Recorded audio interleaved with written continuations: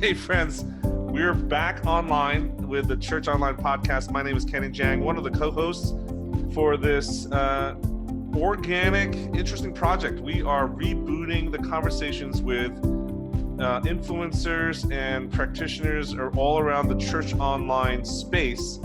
Today I've got a good friend of mine, my buddy Nils Smith. Welcome to the show, Nils. Thanks, Kenny. I always love talking Church Online, but even more so love talking to you. It is a pleasure for us to connect across the interwebs. One of the things that I think we have to establish is that we were internet friends first because of Church Online. And I don't know, how many years has it been, Nils? It must have been 8 years ago that I thought I was just jumping on a video conference call with you just to get to know each other. And lo and behold, I'm on a video live streamed show with you and the team at Liquid Church many years ago. Has it been 8 years? It has. I feel like we're the granddaddies of Church Online right now. But that's exactly why this podcast started. So, so you were the Church Online pastor at CBC Texas, which is a large multi-site church in Texas with a Church Online campus, right? That's correct. So it's Community Bible Church in San Antonio, Texas was the church, and we launched. It was CBC Online originally, then became OnlineChurch.com a couple of years in.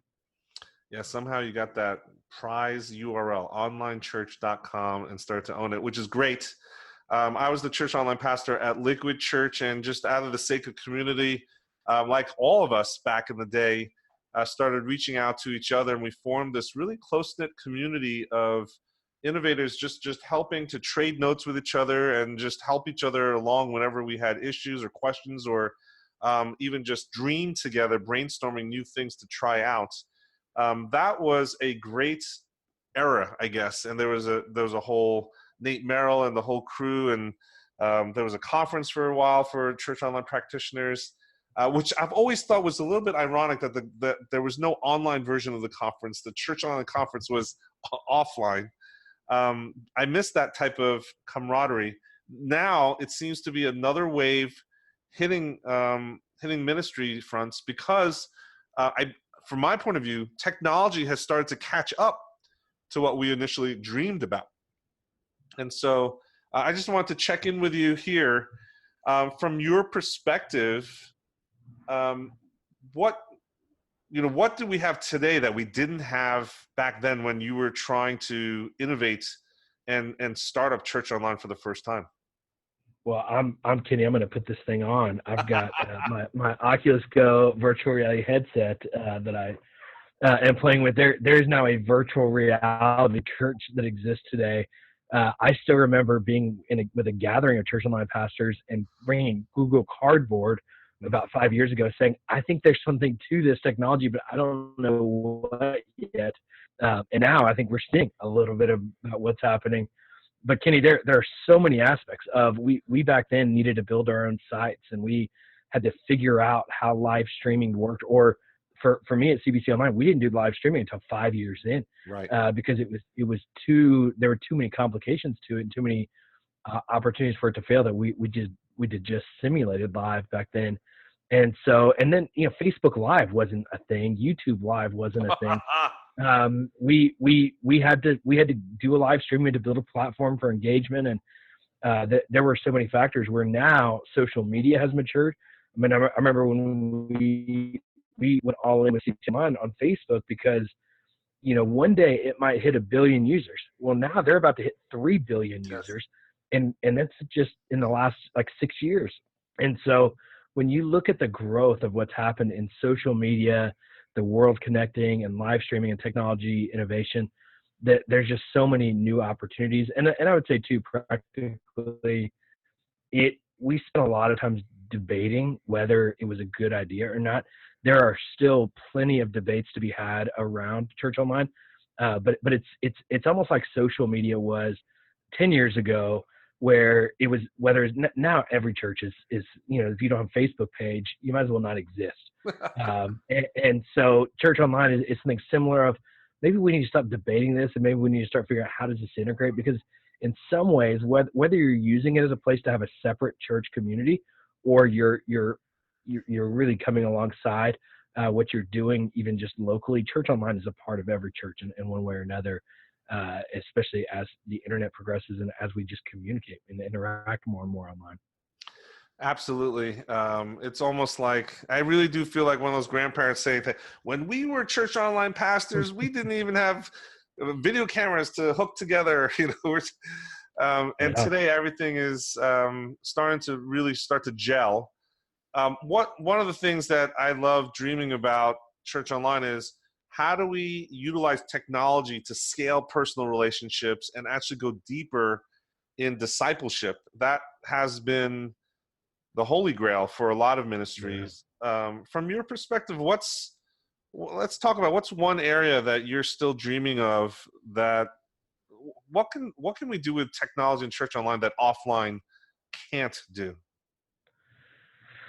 Well, in some ways, I will say the other piece of technology that's come so far is video conferencing. We tried so hard to do video conference groups 8 years ago, and we tried using Google Hangouts, and we tried using Skype, and video conferencing technology just wasn't where it is today.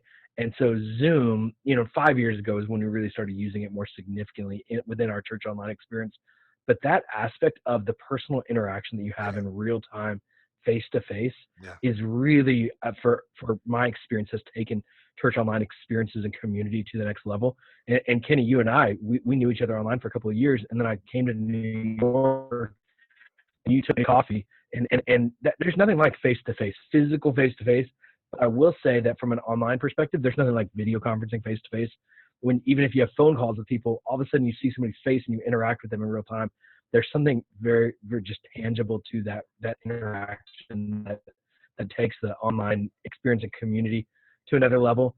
When it comes to maybe even what I'm seeing developing that is exciting, is and really what the opportunity is that when people begin to shift our church online to just emulating or imitating what they're doing in their physical space to the internet, to saying what can we do, what should we do that we can't otherwise. And so you're seeing things like, maybe we're overthinking live stream worship services as our whole church online experience, and maybe YouTube and on-demand video content with interactions in the comments, and then moving people into a Facebook group community, and it functions completely different, and creating exclusive content for that community. And so I think what we're really beginning to see, and what will continue to develop, is your church online can experience.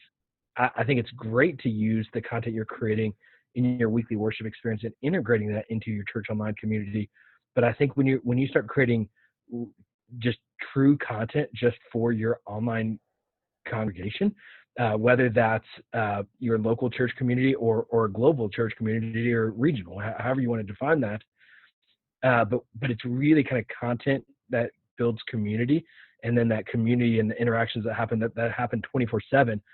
And I think that's where we shift, because we're often think, even in groups, and so we talk about Zoom being a big deal, is we almost want to live stream our services, just like people come at the same time to our worship services. Well, they don't have to with video, just like people used to watch television all the time at the same time. Well, now we watch it on demand through Netflix or YouTube. And I think church online can function a lot the same way. And then we'd get together once a week at the same time in a small group Bible study or in a Sunday school class. Well, we don't have to do that. We have Facebook groups where that community can be 24/7. There are advantages to that we're in constant community, rather than it being just an event in the middle of our week. At the same time, there's advantages to doing things at the same time. So I think it's still a both and, but I think it's really people leaning into the on-demand engagement and the ever-connected aspect of on-demand content, and the value that can create through podcasting, through YouTube, through Facebook, and then the community that's happening in Facebook groups. And Nona Jones has been such a great advocate of this, from Facebook to the churches. But Facebook groups might be the most significant platform development, and it's not new, but it's really become core to how people are doing community in their local community. I think about, my wife is in a group, Upper East Side Moms here in New York. She built real community in that Facebook group, and she's on there all the time. And I think, I think we're seeing that a lot of these church online groups that are developing, and how they're building community in a 24/7 manner through that kind of platform. I think one of the things that I think the pressure is on us, Nils, because there's confusion, and I don't think we have, shame on us as practitioners or influencers in this space to really think academically about tearing apart the concept of relationship and community as it relates to these virtually mediated relationship technologies and platforms, right? And so I'll just your wife's example. I think everyone might understand very easily that the Eastside Moms group is not a destination or a place where it's not like a room that people are going to congregate there. It's literally just a string, like, a telephone wire that's connecting everyone in that East Side area that are moms, and allows them to asynchronously communicate with each other.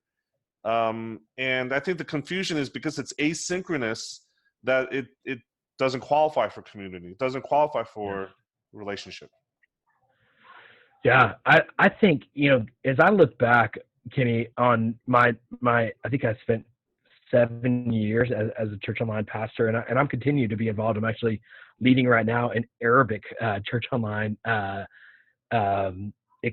ministry, and getting to be a part of that, and getting to do a lot of coaching, consulting. So I feel like I still live in this world while I'm not in that same seat that I was with CBC Online. But we made so many unbelievable. I think about we launched fantasy football communities and groups. Now I look back and I'm like, that was actually a cool idea. It just flopped in our scenario. We launched so many just ridiculous things and ideas. And I tried to do virtual reality like 5 years ago when I first experienced it. Like, I got to do this. It didn't connect with anybody. I wasted a lot of time and energy and honestly money in that experiment. But we also did some things, and I remember as we did a Facebook group probably 6 years ago with a woman who had lost a lot of weight, and she wanted to help others, and she wanted to tie faith to that. And we literally had a global community. There were about 50 different countries represented in her group, with about 1,200 people that joined that Facebook group, which was massive back then, of people who were interested in weight loss and bringing faith together. So she essentially led a small group of 1,000 people on a Facebook group, and it was powerful and highly engaged. It was, and I think it was because we were open-handed, because we were like, you know what, we'll just see what happens. And it's not opposed to the things we're doing. It aligns. And I think what I still see a lot of churches doing, the mistake I feel like they're making is we want to figure out our strategy, and we're going to lock into it. And they spend way too much time figuring out what they're going to do. And then because they spent so much time figuring out what they're going to do, when they do it, they end up like not adjusting and adapt to the technologies around them. And so the reality is, when I launched CBC, we had a MySpace page. And we had to, about a year in, say, you know what, it's no longer valuable for us to continue to build community on this. We're going to go all in on Facebook. But people would say, we were all in on MySpace, and we've got 20,000 people on this MySpace account. We can't abandon this. And the reality is you had to abandon it, and you have to figure out where are we going to adjust and where are we going to adapt. And if you're not adjusting rapidly in this space, you become irrelevant. And so you've got to be flexible. So you got to move fast. You got to be flexible. You got to be open-handed. You got to try new things.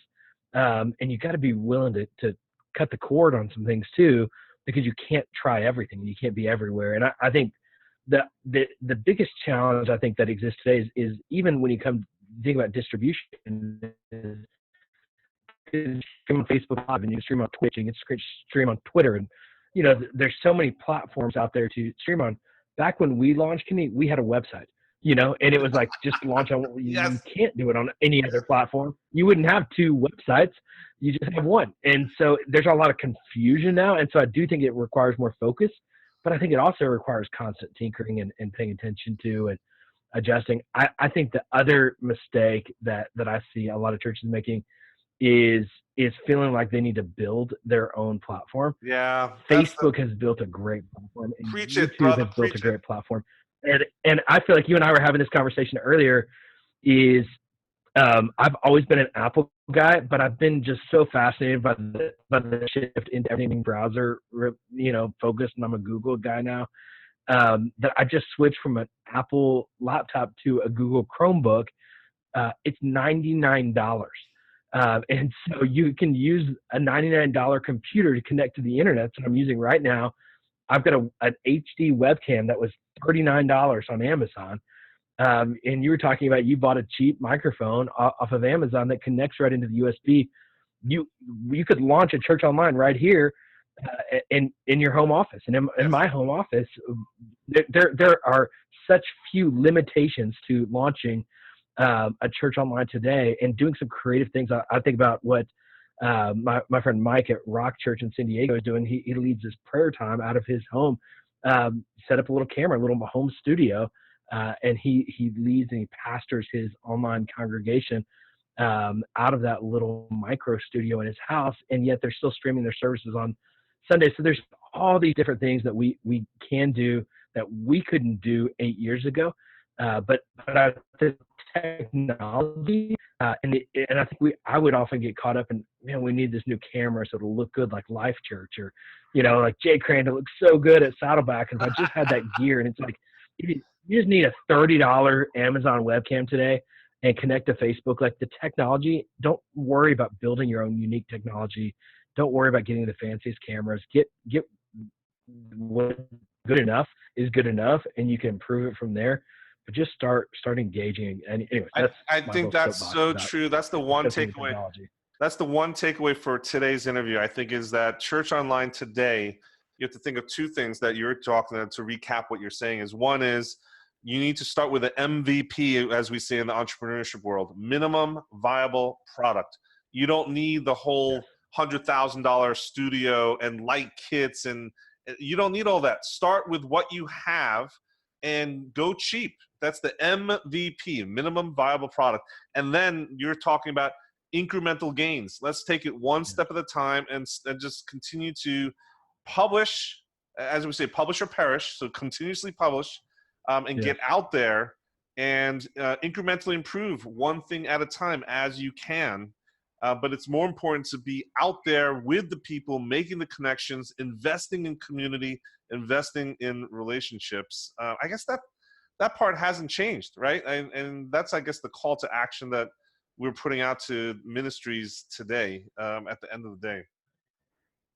Absolutely. I think, Kenny, if I could share a story, there are so many church online stories that are so memorable to me, and I love hearing the stories. But there's one situation that, from an experimenting standpoint, and really, when I think about pulling back on the technology, my best volunteer was a lady named Ruthie.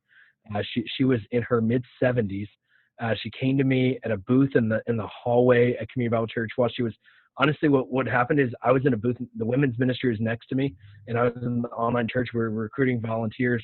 Women's ministry had like 20 people on their line. Nobody was wanting to talk to me because they thought you had to be geeky and smart to volunteer with online campus. I was like, you can volunteer in your PJs. We're the only one, trying to sell it hard.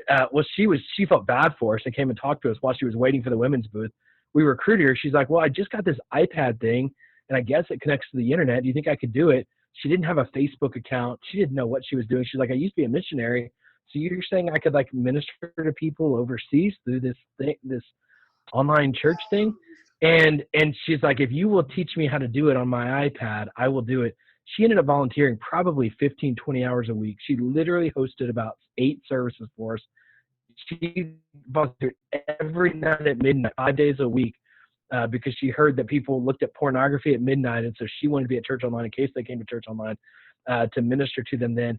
She ended up meeting a pastor in Nepal who said, I've got 20 women in my church, and I need somebody to teach the Bible to these women.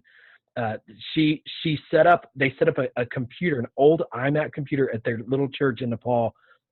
These 20 women on Saturdays would come and sit on the floor in Nepal, and she would Skype in at 4 a.m. her time, which was, whatever time in Nepal, and she would teach these women on their Saturday about the Bible. And so for about a year, she had this Bible study in Nepal. From her iPad that she didn't know how to use 2 years before, and ended up having this global ministry. It was not about the technology. It was about her being willing and us giving her teaching her what she needed to do. And we got to be a connector in that and it was, at the end of the day, it was all about relationships. She was available to build relationships because the content we were putting out there attracted this pastor to hear the preacher, but they built the relationships. She then made herself available and built Skype relationships with these women in Nepal. It was a beautiful thing. And it was, just the real ministry impact that came out of that. It was powerful. And that was 5 years ago. It's happening more and more today, and the opportunities are greater and greater every day. And that's just one person's impact using Church Online. I love that story. That's a great story. Thanks for sharing. I think there's so much that we need to unpack further. I'm going to invite you back for another session because I do want to talk about the nuances between just broadcasting and services or ministry in person, because I think there's something to it that we need to tease out further. If you're willing, I'd love to have you back soon on the show so we can dive deeper on that topic. Always willing, Kenny. Always.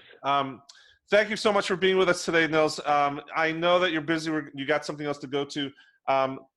If someone was listening into the conversation today, wanted to get in touch with you directly or start to follow some of your content and the things that you're publishing, what's the best way for people to do that? Can you share your digits, basically, your digital footprint on how, as I always say, where do they send the homing pigeon to with the telegram? So share your blog, all your stuff out there. What are you doing right now? Yeah, so my website is nilssmith.com and at Nils Smith on Twitter, Instagram, LinkedIn, Facebook, everywhere. So look up Nils Smith, Nils Smith. Awesome. Thank you so much for everybody for listening into our conversation. And we really hope that you take up the challenge and listen to us, but also respond and collaborate, push back, encourage, and share everything that we're talking about. This is meant to be a conversation piece that you can have with people in your own ministry and your team, but also with us as well. We'd love to hear from you, what you love to think about and talk about in the next episodes. If you have recommendations for other people for us to tap and interview, we'd love to hear from you as well. And you can get more information and just stay up to date with all of our stuff. Follow up, subscribe to our podcast, the Church Online Podcast, on iTunes, Stitcher Radio, Spotify. We're on all the major platforms. And just remember, at the end of the day, the Holy Spirit works in pixels. So what are you going to do with that?